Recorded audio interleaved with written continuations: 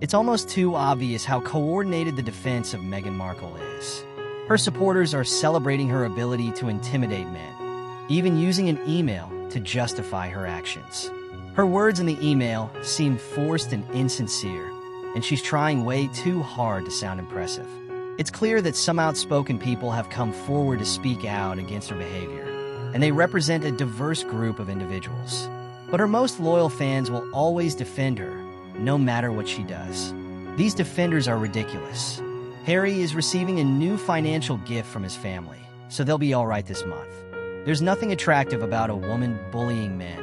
It's just as bad as a man bullying a woman.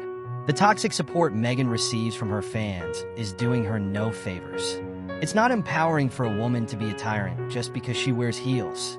This is not some glamorous fictional story. It's ugly and wrong.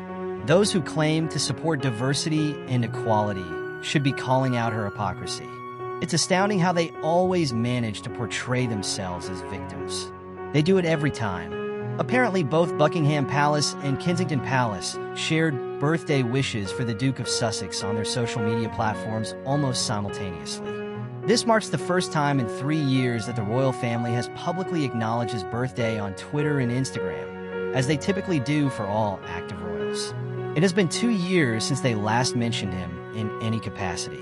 According to sources, this gesture aligns with the tradition of publicly sending well wishes on important birthdays, even for royals who are not currently working. Her self-centeredness stops her from doing the right thing because she is worried about the risks involved. Dangers to manage arise when Harry's family situation catches her attention and involves the people connected to it. The press and the British public may boo you because of her narcissism, which also affects the royal family's image. The royal family may choose to overlook you, and the press will likely criticize you. Take charge by keeping your distance, but remember to avoid her because she is an unconscious narcissist who lacks self-awareness. Oh no, it will be difficult for me to gain control over the British public, the press, and the royal family.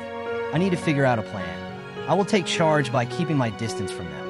Why would the woman who once shared with Oprah Winfrey the most do that? The most important role I will ever have is being a mom. It's okay to prioritize events over attending an elder's birthday party. She would need to curtsy to both her future father and mother-in-law, as well as her distant relatives. The brother and sister-in-law are now aware that the problem is not about neglecting their oldest child.